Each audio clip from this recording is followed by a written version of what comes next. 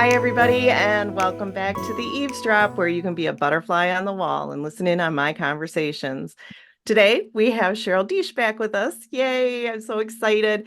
And we're going to be talking about rejection sensitivity dysphoria.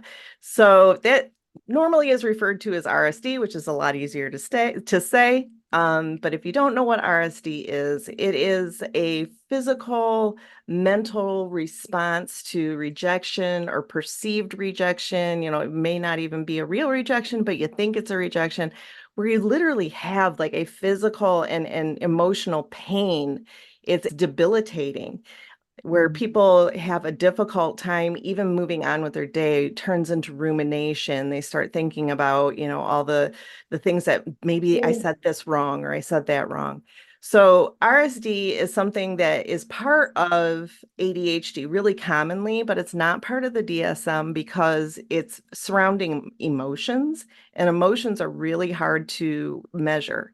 So the DSM didn't put them in because you can't measure those emotions. So it makes it tough to have it in there. So it just kind of got left out. But when we originally started talking about ADHD, we had a recognition of emotional dysregulation.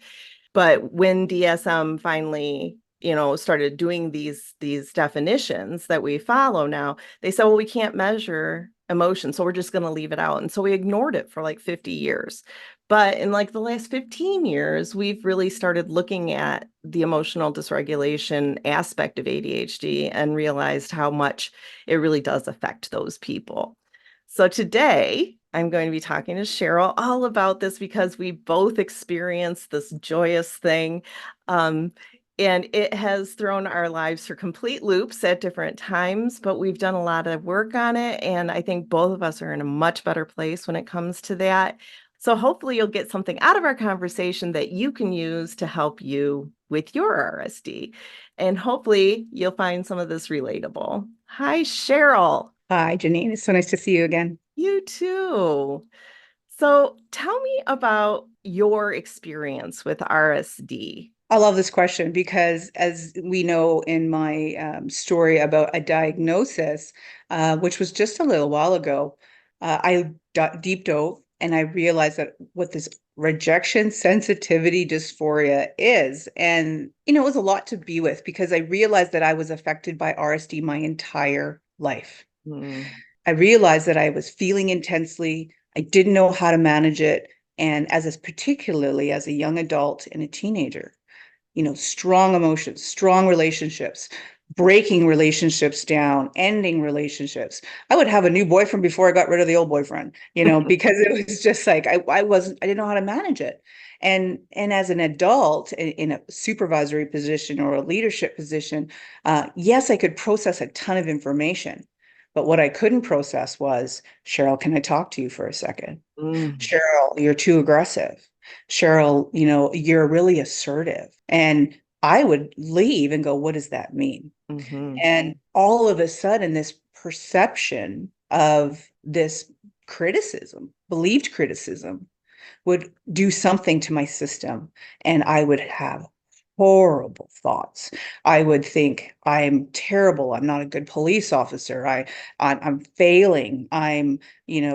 Women don't belong in leadership. My boss hates me. My team doesn't like me. Why was I ever thinking to strive for that goal? I don't belong here. I'm not welcome here. So did And you and it experience physical pain with that? Or and it tell would me be about agonizing. And, as you know, I'm in recovery. Great way to stop at 5 o'clock at a local pub to make that go away, mm, because that pain was so intense inside my core that it would create immediate overwhelm. And the thoughts would just be so fast, so intense. And, I used to say nothing a 9-ounce glass won't fix. And I don't have that luxury anymore. And I'm grateful that I don't have that luxury anymore. But then it also made me actually have to dive in and feel that agony and feel that pain. It's not like a little tinge or a little disruption. It's agony, mm. deep agony. And I had to be present with that and explore, what was I actually thinking about what this person said to me? Oh, Cheryl, you're so aggressive. Well, what I was telling myself and what actually happened, completely two different things. So It got to the point where I actually took medication. There's a drug called guanfacine and Intuitive.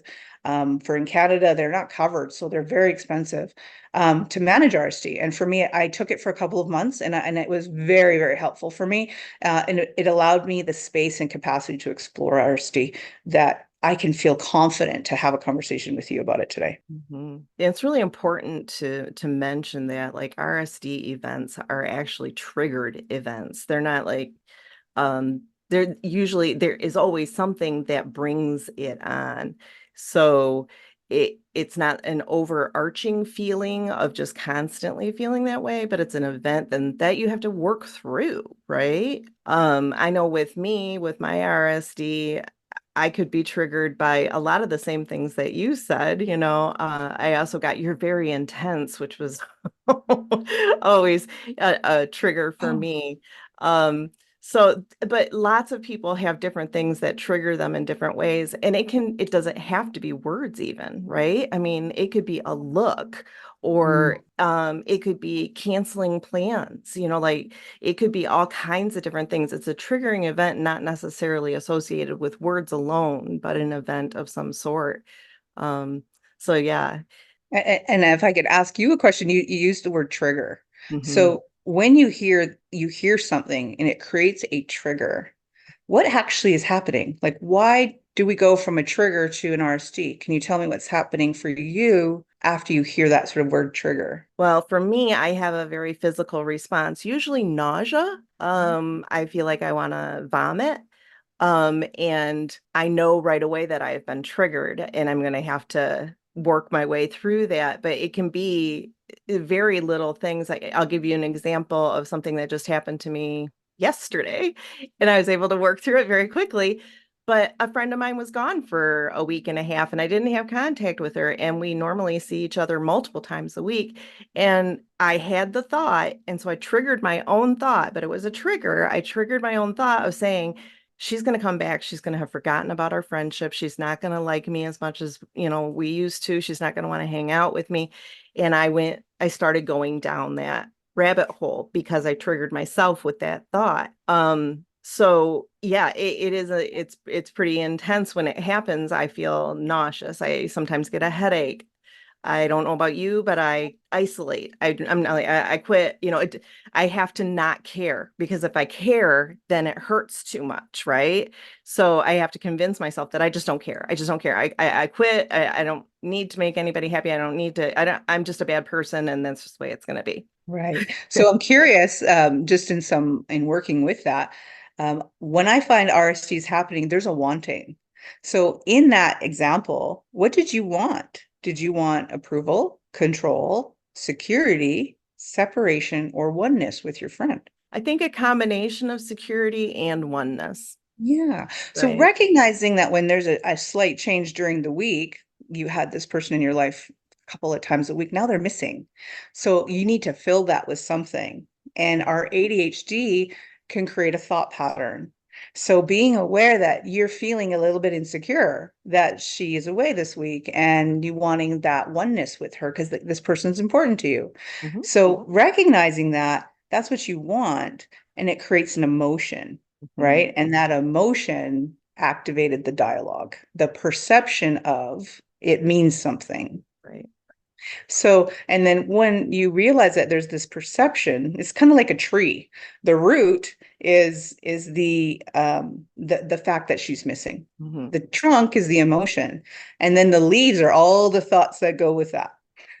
So when you look at all the leaves and you realize the emotion is you're missing her a little bit, you're feeling a little bit vulnerable. What happens to the thoughts? So that recognition absolutely does help, just knowing that there's something going on within me that is really helpful. And the way, you brought that up as far as being able to see it in a different way, or like I say, reframe it. I'm able to take also and say, okay, there's something that I need here, but also there are other explanations, for this. She's out of town. She's having fun with her friends. She's, very busy. She's very engaged. She's not ignoring the fact that you're sitting at home. And so I had to think about all the other reasons why we may not have been communicating during the week. Um, and once I started thinking about that, it also, it's like, what need do I need to have filled? Is that oneness and that security? And I had to ask myself, is that oneness and security really gone, right? Or what is a different explanation? And when I get into that mode, before I completely like go off the deep end, because there is a tipping point in this process. Before I get there, I try to pull myself back. And I know, like, for you, you've done a lot of work with making sure that you don't get there and how not to get there. Can you tell me a little bit about that? I would love to. This is my favorite thing I learned 20 years ago. And it's so funny because it came back when I realized it works with RSD. As I was a first responder and, doctors, paramedics, lawyers, anyone who's in a really fast-paced environment. And a lot of people with ADHD love these environments because they're fast-paced. So what happens is we go to work and we go immediately into a hypervigilant state. So we go up and so we can manage all the information that's being processed so that we can get through our 12-hour shift and do a really great job. And then when we leave work, we crash and we go into a hypovigilant state and we then can't make any decisions. And you'll hear a lot of people say when their spouse comes home from work, "What do you want for dinner, babe?" And they're like, "I don't care." Why? Because they've been making decisions all day and they don't want to make a decision right now. And so the next day they go back up to hypervigilance and back down and back up and back down. And that's why a lot of shift workers work a 4 on, 4 off schedule, is because we can't sustain that for long periods of time. So the 4 off, we go back into what we call the window of tolerance. And so that's when you make a lot of clear decisions. So what does that have to do with RSD? So when we go enter into an RSD event, we get the trigger, right? So then we get this perception. And for me, this is where I start to ruminate. There's going to be a lot of thoughts. They're not going to be positive. They're going to be self-deprecating. They're going to be hurtful and harmful to me. It also may be hurtful and harmful to the other person that may be involved, or my perception of the other person that's involved. What I'll do is I'll enter a hypervigilant state.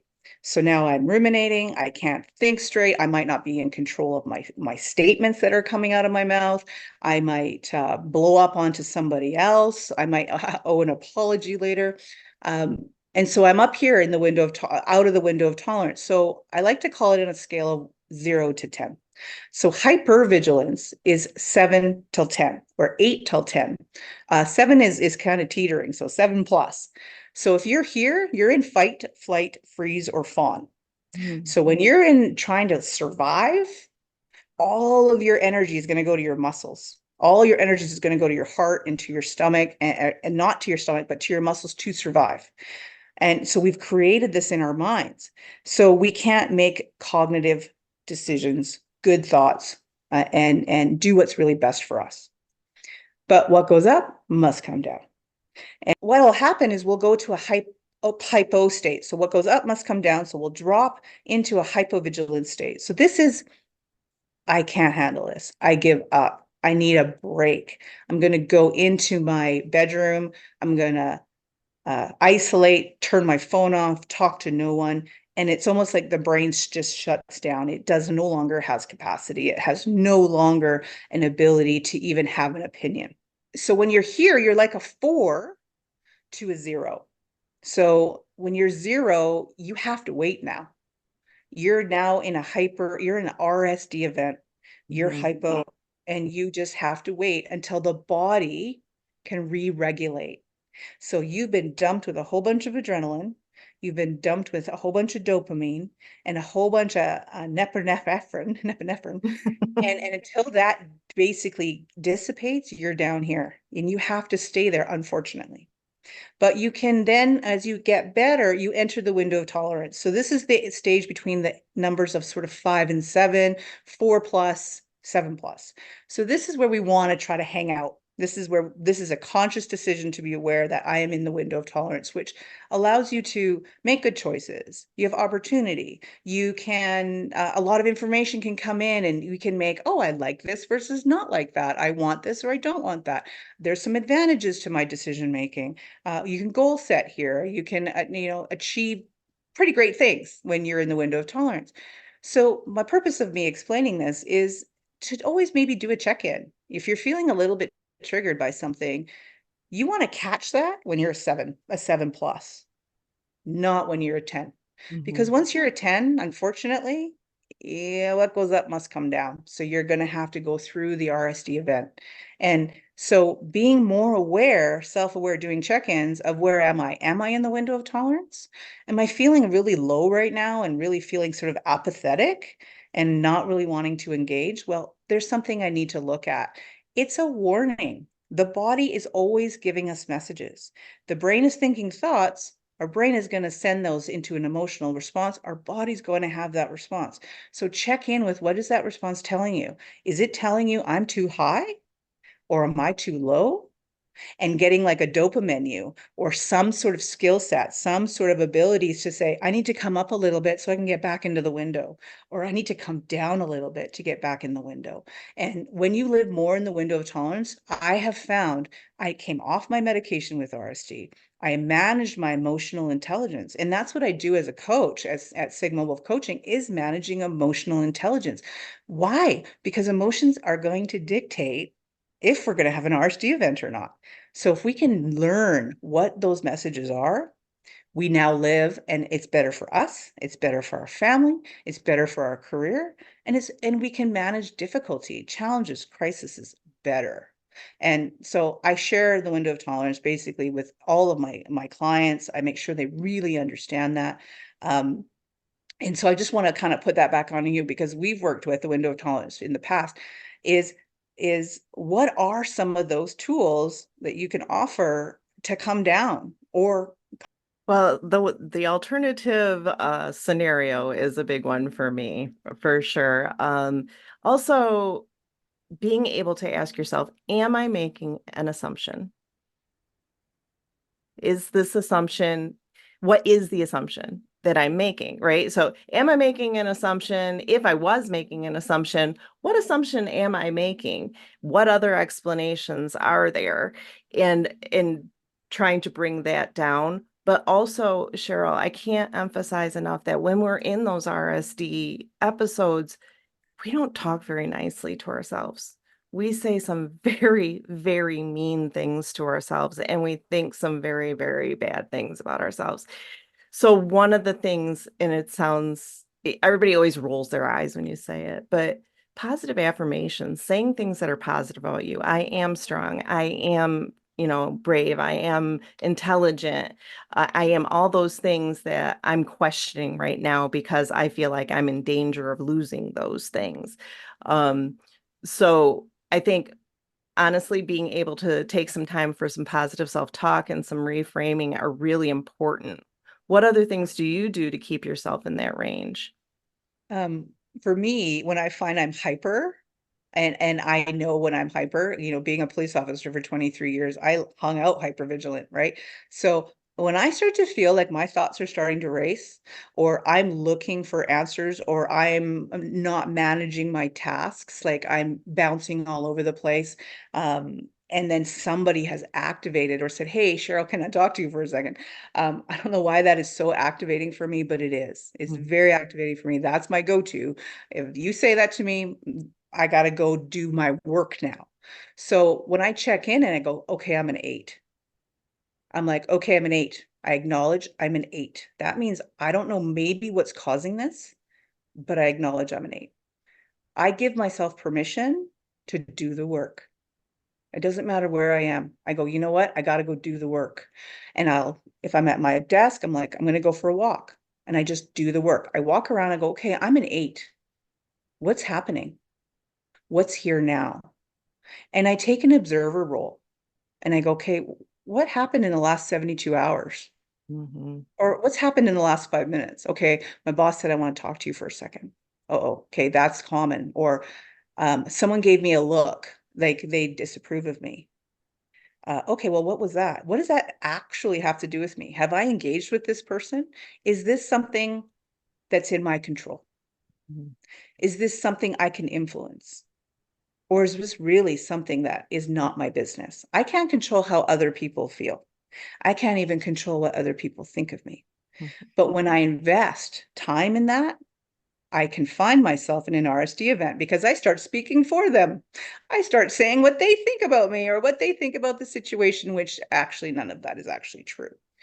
So when I can do an observer and look at me walking down the street, doing the work, it kind of reveals itself. Mhm. And then it allows me to reframe. And I'll say that I'm go, okay, reframe. That's like a big old stop sign that says, okay, your thoughts aren't who you are. Your ego is putting you down the story that's not real. Stop, take a breath. And for those that work with me know about sacred self, sacred space. And I go, okay, I'm just going to check in. I'm okay. Can I come down now back into a 6 and just let all that be and just let it be and let it go and just live in this moment? Because all I have is this moment. And sometimes one of my best tools is wiggle your toes because people will say, oh, I'm just waiting for the shoe to drop. Well, you're waiting because you're living in the future or you're living in the past. So I'll tell people, wiggle your toes. Where are you right now, right in this moment? Do I have safety? Yeah. Do I have control of myself in this moment? Yeah. Do I have approval? I'm giving myself approval because I'm choosing to do the work. Yeah. Mhm. Do I want to be separate or one with anyone? Or can I just be with me? And can that be enough in this moment? I'll feel the energy kind of come back down. And then I'll go, okay, I've reframed. I'm ready to jump back in. And then I walk back into my world, rebalanced, back in the window, off I go. And I have found my RSD events have dropped probably 80% by doing that. Nice.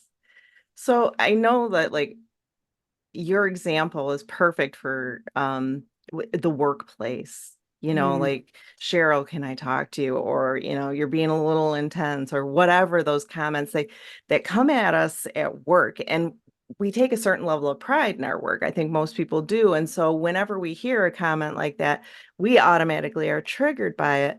As a supervisor, I worked with a lot of people, and when I started to recognize I at the time I didn't know it was RSD. I didn't know what RSD was or whatever, but I recognized that in some of my employees, they would get triggered, right? If I said, "Hey, give me a call" or whatever, they would get triggered. And so as a leader, um, I would recognize in those people that they need something more. So like, hey, give me a call when you have a minute. It's nothing major. Just have a quick question for you, something like that to kind of ease that trigger event. I had one employee who, I mean, she was like, "I'm getting called into the principal's office," and it was terrifying for her. And we never had bad interactions, but it was just that trigger for her. And so I think a lot about like what as leaders we can do to help our employees, right? I love that question because that always brings up for me, what is the difference between a leader and a boss? Mm, A boss is someone who's a power over people, who's going to do it their way, and they don't care about what needs to happen. Their bottom line, the numbers over the people are going to affect the people. mhm, And you said the word leader. And I love that because a leader cares for his people or her people. What does my people need? My people come first. yeah. So if you choose to be a boss, then you be a boss. And trust me, nobody's following you. If you think they are, they're not. But when you're a leader, people will naturally follow you. And the way you said that just shows me that you are a leader because you put those people first. Of And course. that's the answer to the question is what do my people need? If you see someone go, oh my God, I'm being called into the principal's office again, you know to change how you approach that person. Mm. You could say that same text message to someone else and be like, hey boss, what's up? Yeah. And when they won't even blink. They're like, oh, do you need something? Let me get it for you. Where another person, the response is significant. So as a leader, observe. What are your strengths of your team? What in your team members do they need additional support? And your team is as best as your weakest link, but you can also rely on the rest of your team to say, hey, we need to like offer this member a little bit more support. Yeah, that's not a big deal for you, but we don't put our people down because you'll have that team dynamic, right? This person does this and this person does that, whatever. But then we say, hey, we're a family and we're a unit and we're going to protect each other. So if someone is going to take it a certain way, that means we need to change our approach because we're back to that. What's in my control? What can I influence? As a leader, that's your question. Mhm. How am I influencing my team? And if you're lucky enough, because you're a good leader, your team member is going to say, hey, Janine, guess what? I have ADHD. And when you call me into the office, it's like being called in the principal's office, and it really stresses me out. You are absolutely going to change your approach because you know what ADHD is, you know what an RSD event is, and anyone who's listening to this now knows that. So now look through your colleagues, your teammates, your bosses, your friends, your family members. Maybe we're leaders in every aspect of our life. And how can we change our approach so that people feel loved, welcomed, valued, and important? Because I don't think anybody goes out of their way and says, oh, I'm going to get them in an RSD event today. It's being done unconsciously. Leaders and bosses don't know that they're doing that. But as I like to say, you don't know what you don't know. But now you know that your employee might be getting drunk tonight because you said, can I talk to you for a second? And that You brings can, up a really good point. And that's like, do you disclose your disability? I mean, in some respects, it's a personal decision, but if you disclose, it depends on who you're disclosing to, right? And what their response is going to be. Yeah. So do you disclose? What do you think? I do think it is a very, very personal decision. And I think you have to ask yourself a very important question. If I tell them this, what am I going to get from that? Is it going to be helpful or is it going to be harmful? Is this person have the capacity to hold this piece of information in a good way? Are they going to use it to help me? If they're going to use it against you to prevent you from having a promotion, or they're going to tell everybody, or, we can't control people's maturity. We can't control other people's emotional intelligence. So we have to be thoughtful about that. Mhm. There are laws in many countries, particularly in the United States and in Canada, that ADHD is declared a disability. So that could be something that you'd be sharing with your human resource department. And then there's a duty to accommodate. But Mhm. what we can't accommodate is how people treat us, right? So Yeah. if our boss doesn't know and their way is because they're a boss, you might have to look at, is this the right work environment for me? Mhm. Can this work environment support me? Because if I leave work every day and I have to get drunk just to get through the day, probably not the best place to be, right? If I go there and I feel valued, heard, understood, and allow them to manage, my task management might not be 100%, and they embrace that. Sounds like a pretty good place to work. Maybe I would share it there. But if I'm working for a boss that's going to put me down, might not be sharing that, might also be looking for another alternative employment.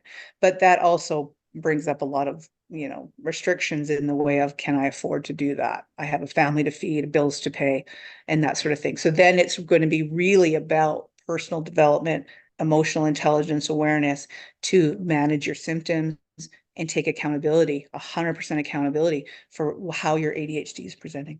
And that, I mean, that brings up another interesting point as far as like employers are kind of changing a little bit as they recognize ADHD as in adults as being a significant diagnosis. And I've worked with companies who've sponsored coaching for their people with ADHD as part of their accommodations in the workplace. And I think that that's amazing. So if you're working in a place that is willing to provide that, then disclosure is definitely going to be a bonus. But if you're working in a place that says, we don't believe ADHD exists, disclosure might be a little bit harder.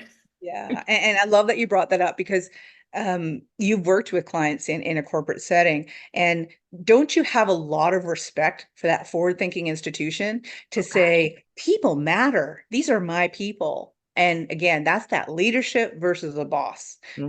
Numbers, you want to have you want to work for someone that says, I choose the people over the numbers, not the numbers over the people.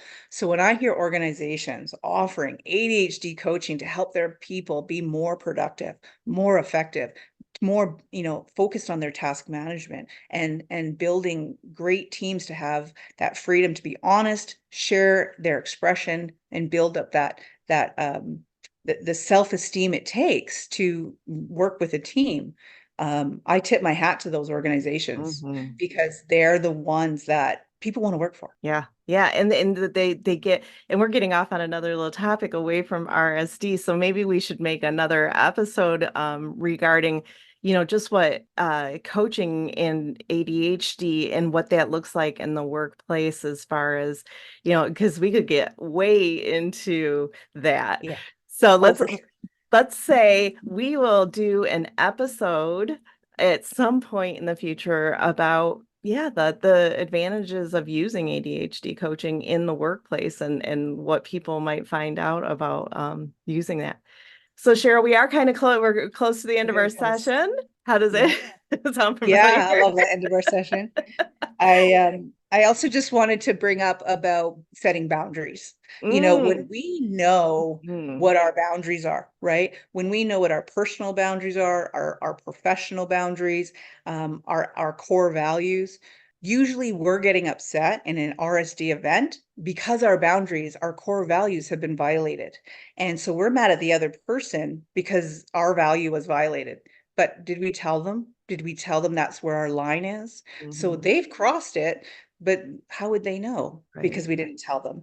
So I also That's wanted to bring another that in episode. when we were talking about next episodes is I really believe I love boundaries. I love boundaries. Mm. Where are they in your house? Again, with COVID, the best thing I learned from COVID was 6 feet. And what was that was we let people way too much into our personal space. And as ADHDers, because we feel intensely, we feel longer and stronger, we have to be very, very careful on who we allow in our space, in our personal, intimate space. Just because you've met them doesn't make it okay that they're laying next to you at night. Right. And Right. bringing awareness to how our boundaries and that if we don't have any, we need to create some. If we don't know what our core values are, we need to find out what they are so we can teach people how to treat us. So when we know that, the RSD events are going to happen a lot less because people want to know how you want to be treated. It's our job to tell them. And Mhm. when we don't do that and then we get mad, you're actually mad at yourself. That was So beautifully put. Beautifully put. Absolutely. And yes, I think maybe our next episode needs to be on boundaries because boundaries definitely relate to how you can handle your RSD as well. And it's so important. And a lot of people with ADHD have a difficult time with that. So our next episode, Cheryl, we're going to talk boundaries. And I know that that is your thing and you are so love excited boundaries. about it. Love your boundaries. And thank you so much for being on with me again today. I had such It's a good always a pleasure. time. I do. It's Absolutely. like two sisters chatting it up with a cup of tea. Absolutely. I love it. I love it. So thank you guys for tuning in to the Eavesdrop and visiting with Cheryl and I talking about our RSD and RSD in general. And I look forward to seeing you next time when we talk about boundary setting, which is going to be Cheryl's little forte. And it's going to be so exciting because she's such a smart person. So smash that subscribe button and we will see you next time. Awesome, Joel.